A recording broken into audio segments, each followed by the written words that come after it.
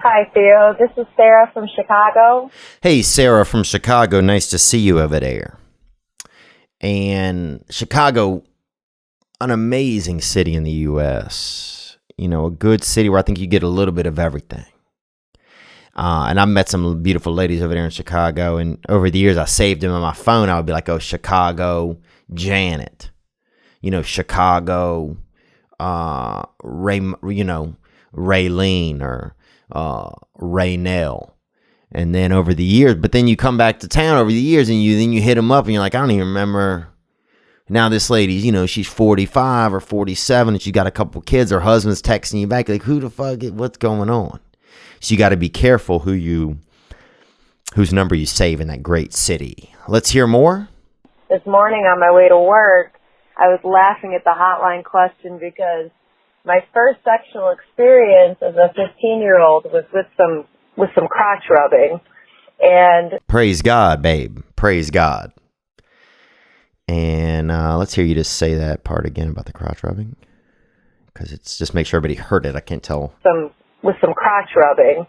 And my boyfriend and I, who is now my husband, were in the back of my dad's car on our way home from Great America. Oh, yeah. And so it begins. Immediately, I'm going back to that place in my heart. Right now, I want to go put on a Big Johnson shirt. They had this special series of shirts. I want to go put, I want to put on some old music, some Boys to Men, or some kind of shit and really make it pop. So you're in the back of the parents' car. Okay, let's go. Of my dad's car on our way home from Great America. Great America is in Gurnee, and we live all the way in Chicago, so it's a good 2-hour drive. It's pretty. Oh yeah. Turn up the music, Dad. Pretty far. And I remember I just kind of started touching his crotch. I don't really know why. Oh, I know why. Because the Lord wants you to. That's why. I mean, look.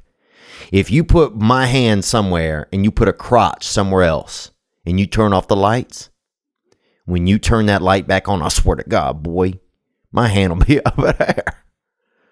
So, let's hear more. I'm the oldest of 2 brothers, so I didn't really have any siblings to kind of help me understand what sex was, what was going to happen, none of that. So he started reacting as men do to a woman touching his crotch, and he had a hard-on for about 2 hours, all the way from Great America all the way home. And my husband and I, we still laugh about it. But I remember being so shocked, not really understanding what the hell was going on, if he was going to be okay. Oh, yeah. And that's beautiful. And that's love when you get erect and somebody asks you if you're doing okay. I mean, that's American love right there. Usually you get erect and a woman might laugh. She might, text, get a shot of it, a snap, show her friend. Ronnie's got a little dick. But it's beautiful when a woman, you get erect, you've been erect for a couple hours, a girl knocks on the door, hey, everything all right? Let's hear more. And now, obviously, it's just something we can look back and laugh at. Gang, gang. Gang, gang. That 2-hour wiener your man showed out with, and that's beautiful. And if you wanted to enter something in a national 4-H competition, they're judging rabbits and they're judging, little chickadees and stuff. You got to have 2 of the chickadees and his hair's got to be slicked back and they got to be healthy and their sugar level's good. But you show me a man who can have an erection, a 2-hour wiener on a riding back seat of a car while the dad is picking the music. That's a show animal to me. Thank you for that call and thank you for that story and just taking me back in time. I remember hearing the first time I'd ever even heard about people having sex. Because we used to do some peeping Tom, and when I grew up, peeping Tom that was cable. And we used to do some good peeping Tom, and boy, I could see somebody eat, and I watched somebody eat or do sex or whatever. And all of it was kind of the same to me. I was so curious very much. Like the American Beauty. Remember that movie with Kevin Spacey and the other boy, Ben Affleck or whatever. But I love that I loved watching people live their lives through pane glass. Who doesn't? And so what I'm saying now is this. I don't even know what I'm saying. I don't even know what I'm talking about. But thank you for that story. Thank you for taking me back. I remember the first time when I was young hearing about sex and hearing that people were having it. And there was a boy, and he was like a year older than us, or 2 years. And everybody said that he and this girl had sex on some lawn chairs out by a pool over summer. And suddenly everybody's like, fuck, man. I gotta have sex. People are scared. People are writing, I'm having sex on pieces of paper and just pinning it to their shirt. Everybody's like, what are you talking about? People didn't even know. Like, everybody was just consumed. People are buying lawn chairs and, laying them, just putting them in their yard. Other people are like sacrilegious. They're buying lawn chairs and like putting gas on them and burning them, yelling racial slurs and stuff at them. It got wild, but yeah, once that fire starts, once you hear somebody, I remember my buddy, I remember the big thing was if you could touch a woman's crotch while y'all were in the back of the car when the mom was taking you home. And still, let me say this. That is still a golden move. I don't care if you're 15 or if you are 60. If your wife or your significant other's mother is driving y'all somewhere and you in the back with your lady and you get to doing some touching or your lady jerks you off while your dad is driving y'all somewhere, that's still awesome, man. That is still... It's kind of like it's the Mount Kilimanjaro of sexuality. It's just that rare. It's just that thing. It's something. It's like so defiant of your parents, and at the same time so like adventurous. Because with all your dad has to do is turn back and look, and you're done, dude. One of my friends who will remain nameless. He was with his family driving somewhere on a vacation, okay? He puts the map up like this and masturbated behind the map.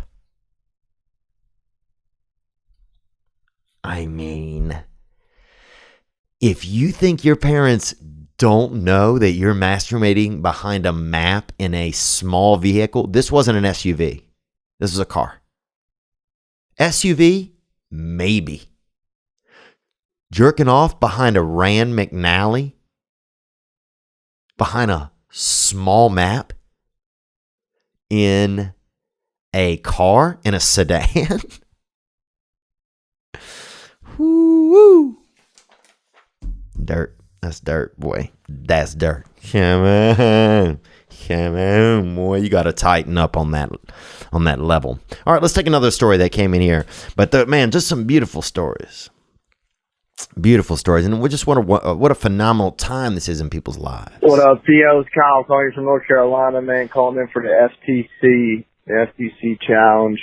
Yes, sir, and that's first time crotch touch, and that's that first time FTCT, crotch touch. Thank you for calling in, Kyle, from North Kakalaka. Beautiful, beautiful place over there. And I know Duke was losing in those to Vanderbilt in those men's college World Series, but kudos to them for developing a great program over there. I know UNC's in the College World Series as well right now. Onward. Whatever you want to call it. That first time crotch story. First time I grabbed crotch, my parents and everyone else was going to church. So and when you put the Lord next to the loins, man, it's a real face-off. Oh, makes it more exciting, doesn't it? When everybody was in church, we would sneak away and go upstairs, and we would swap spit with the girls, I was in middle school, and I had my girlfriend at the time, and I had seen my stepsister and her boyfriend do something I ain't never seen. You know, he touched her crotch, and he told me that's what you got to do. Oh, that's what you gotta do, boy. That's what you gotta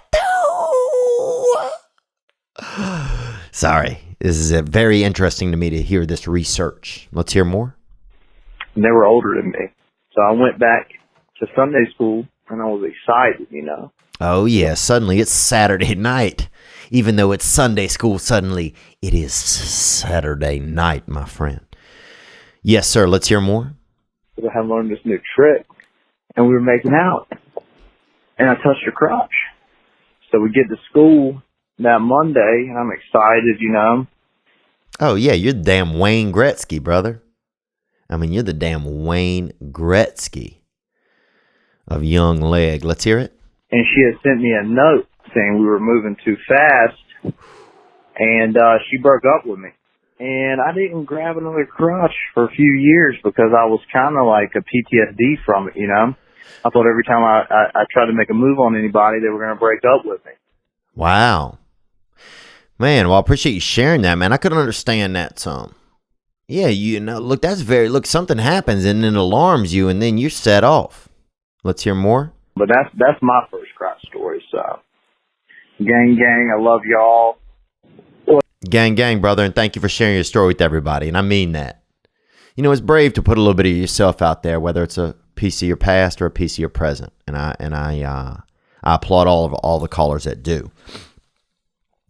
You know, I remember now, you know, I had erectile dysfunction for probably about 11 years, and I still really, you know, I probably still at all times, I got to have a little bit of gas station, you know, some of those GSWPs, those gas station wiener pills in my system at all times to even really get out of bed in the morning. I need 2 milligrams of something running through me. And it fuck, sorry for what I was talking about. Jesus.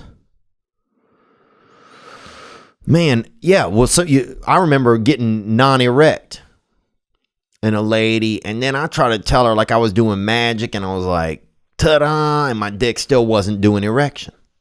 My wiener was still being soft, being, you know, real natural. And she was disappointed. And then I couldn't get over that for years. Because really, I was just nervous. I should have just said, hey, I'm just uncomfortable right now. And it probably would have been cool. But at the time, I was just young and I was nervous. And there was broken glass. And look, I can't get erect near broken glass, okay? Yeah, my bad, right? But I can't get erect near broken glass. And I still can't. Or if there's a car accident or something, dude, I ain't getting erect near a car accident. Okay? Yeah, my bad, ladies. But yeah, those things really can give you a little bit of travesty. But thank you for sharing, man. Middle school's a little young to be learning that trick. You know, first time I saw some breasts, I remember I was, they used to have, somebody had chiseled some tits into a nice birch that had been hit by lightning out near us in the woods. And people used to go masturbate to that, and, you know, and that's just the Lord working. But this was, I was at summer camp, and they had this girl, man, and she had red hair. I'd never seen red hair. I'd never seen it. I'd seen, you know, different colors of hair. Brown, blonde, black, white. But I'd never seen red hair, and this girl had it, man. And she just looked so exotic to me. And I saw another camp counselor looking at her breast one time. This dude, Joey, I think his name was. Or, you know, Joey was actually a little more, this dude, Joey, what was his name? He was my camp counselor, John. He had a nephew named Jonas. Oh, man. For some reason, I know them, and my brain is just skipping on their name. But they was out, I think they grew up out off of Lee Road. Anyway, but Joey, I think, was looking at the lady's breast, the camp counselor. And I was a camper. And so I was like, oh, what's in there? You know, and he kept looking in her shirt. And they said, oh, titties are. And so I wanted to look in, right? So I looked in and I saw them, dude. And I'd never seen titties, dude, except for my mom's, you know? And I'd only sneakily seen them. and seen them sometimes when I didn't want to, when my mom didn't think that we knew what titties were, and sometimes she would just get out the bath and we would see them. But what happened was, I saw them, and then I lied. I said I didn't see them, and they were like, "What?" And I was like, "Yeah, I didn't see them, you know." So then they let me look again, and I looked again, and there they were again, still just milling around on this camp counselor's chest, you know, tits. And then I said, I remember I said I only saw one. And that time they fucking said I was like a sicko. And so then I kind of felt like something was wrong with me after that a little bit. And I was afraid to see both breasts at once on a woman. Even though I'd lied about it, I was still like, I'll tell a lie about something and then also suffer the repercussions of my lie. Isn't that crazy? I'll be like, oh yeah, I only saw one tit, even though I saw both. They'll call me a sicko. Then I'll feel bad about lying. And then I'll also think for years to come, when I see tits, that if I look at both of them at the same time, something bad's going to happen to me. So, Jesus Christ. Let's hear another call that came in. But Sunday school slipping off from the Lord to do the devil's handiwork. As always, the hotline is 985-664-9503. Here we go. This is a first Crotch Experience call. Thank you for the call, brother. Onward. This is Sean O. from Boulder City, Nevada. Sean O. from Boulder City, Nevada. And I've never been over there, but, you know, it sounds beautiful. Rolls right off your tongue. Boulder City. I was about 13, between 7th and 8th grade. Oh, it's prime touching area, dude. That's prime time to touch or be touched. You're laying in bed at night and you can just hear other kids touching each other's crotches. And it just burns you up. Let's hear more, brother. Onward. It was in Springfield, Missouri. Oh, yeah. That spring feel. Go. I met this chick at the swimming pool. We go back to her place, you know. Oh, yeah, and crotch always feels fresher when it's right out of the city pool, if you ever noticed that. Or that summertime pool, or out of a bathing suit, crotch always feels fresher when it's fresh like that. I'll quit interrupting you. Onward. We go back to her place, you know, and to this point, I had only really seen late 70s, early 80s pornography. So, oh, yeah. Sorry, I told you I wouldn't do that anymore, and I won't. Let's hear the rest of your story. Sorry, friend. 80s pornography. So, you know, a lot of bush back in those days. Yeah. And so, for some reason, I thought the JJ was like an inch or two below the belly button, like at the hairline of the crotch. And so, damn, bro. So you thought a woman was like one of those little gnomes, those little belly with the jewel in her belly. Dang, man, that's very interesting. I mean, you would be a very unique surgeon. Onward. I was, you know, searching around with the old index and the fingers, and man, I was confused. I didn't know what was going on. I didn't know if I fucked around and got hermaphrodite or something. Mm-hmm. You know, I was young. But finally the girl gave me a little assistance. It helped me go a little farther down south and got my FCE. And never really talked to her again. But, yeah, that was my first Crotch Experience. Shout out to Springfield, Missouri, and public swimming pools. R.I.P. Billy Conforto. We're going to keep your name in the streets. Gang, gang. Gang, bro. And thank you for bringing him up, man. I appreciate that, dude. Yeah, I was looking at some, somebody sent me some pictures of him the other day, actually. And I should put some of those onto this past weekend. And then we had a shirt designed for him as well. And so maybe we'll put that out. But Yeah, but remember that, dude? I remember something like that, touching, thinking I was, I didn't know what that was. Just kept pushing on some girl's midsection. That's crazy, right? Just massaging some girl's fupa or something. Yeah, who knows? I mean, it was wild when you were young. I had a buddy, and he used to practice touching girls on his own beehole. And at first, I'm like, that's crazy. But then I'm like, I can't fault this guy. At least this guy has a little bit of lay of the land. I'm out here, you don't know what's going on. Then I remember thinking that it was all a myth, that girls didn't even have vaginas. Because I remember laying down with this one girl up there off $1 Million Road. And that's when the pizza delivery guy had crashed and a lot of people had robbed him and shit. But I didn't get involved in that. I was back at the house, trying to touch a little of that, trying to just get involved in that womb tunnel. You feel me? Get a little into that womb. And, I don't know what I was talking about. But anyway, man, thanks for your story, man. Thank you for calling in, brother, for sharing that story. Let's take another crotch story. Here we go.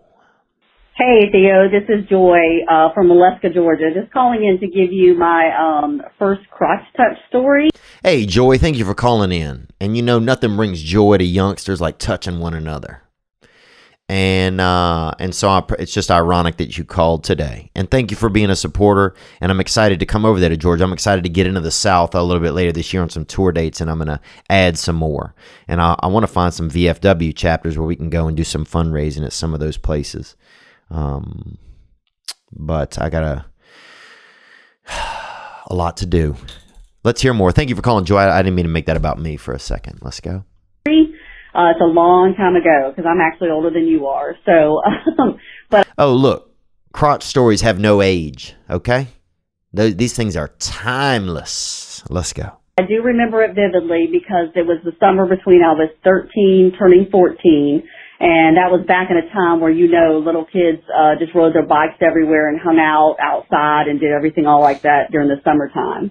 And I remember there was probably about 10 of us hanging around on our little bikes, and we had gone to this little area back to the back of the neighborhood. Oh, yeah, the back of the neighborhood. What goes on back there? Nothing good. And everything good. Let's hear more. And just throwing like some rocks in a creek and stuff. These two boys pull up on their mopeds. And back then, I came from an area where... oh, yeah, the French. We call them Frenchmen. Let's hear more. Two boys pull up on their mopeds. And back then, I came from an area where that was fancy stuff. So the cute one actually looked at me and he was like, these boys are about 15. He looked at me and he was like, hey, you want to ride? You want to try riding it? And I'm like, oh, yeah, hell yeah. Never been on a moped. Jumped on the back, wrapped my arms around him, and we took off. Forever young, yeah. Sorry, you just got me. Do you want to ride in the backseat of a Getty? You got me feeling all of this right now, You got me like a wrecking ball. Boot scooting biggie. You got me feeling the past suddenly all of a sudden. Let's hear it. On the back, wrapped my arms around him, and we took off. Now, that's the first time I'd ever felt something, shaking in between my legs and stuff like that. So already, and I've got these little cute little flimsy bike shorts on, but it was already feeling kind of crazy. Plus, I got my arms around this cute boy. Mm-hmm. Well, we hit a bump, and all of a sudden, this boy decides to just slide his hand, take it off one of the controls, slide his hand back behind his back, and just grab a hold of my crotch. Now, at first, I was alarmed, but at the same time, it was one of those first time I'd ever had that feeling about, do I like this or do I not? So, needless to say, I was squealing by the time we got off of that moped, and I guess the moral of the story is I did like it, whether I wanted to admit it at the time or not, and mopeds are fun to ride at times. So anyway, that's my first crotch story.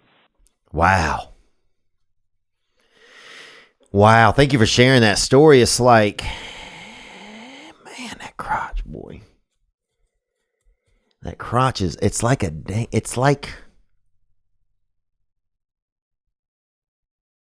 you ever be in a neighborhood or something, you get to a certain age and you realize, oh, there's a power plant or there's like a power grid or area in our neighborhood. Or you drive by that place for years, you don't know what it is. It looks like some weird wiring and there's fences outside, do not enter, do not enter. And then one day you're like, oh, that's electricity. That shit, that place kills monkeys in commercials years ago. And that is the crotch. That's that thing. That's that electricity. That's that hub. That's that NASA. I mean, it's all space. It's all space. And you got that NASA just north of your assa. You feel me? That's that crotch. And it's really remarkable. It's really, really remarkable to hear that story of you on a moped, a French mode of transportation. And the boy reaches back. I mean, what a power move there. And also love how you're not like, oh, this guy molested me. That's nowadays people lose all of their shit. But the person who was involved in it, they see what's going on. Oh, the guy, it seemed like it was just your experience and that's what happened. You could decide if you liked it or not. You weren't sure. It was just a moment where we kind of decide. The guy didn't, trap you or nothing like that or put you in a kennel or anything like that. It was just a regular afternoon. And I bet sometimes you see a moped go by and I bet those feelings flare up for you. And that's beautiful, man. That's truly beautiful to imagine. And just to reminisce and to think about that. That's life. That's life.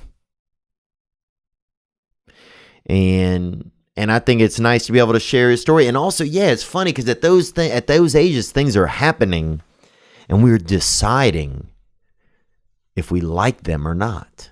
Do I like this? Am I okay with this? Does this need to stop? This needs to occur more. What's going on here? And that's sexuality. That's how we develop some of our sexuality, is by having experiences that are safe enough where we can still learn and make choices. And I know some people that they have dark experiences, but I'm glad that we're sharing ones that are, at least ones where we were all in a space where we could learn and have a moment of knowledge.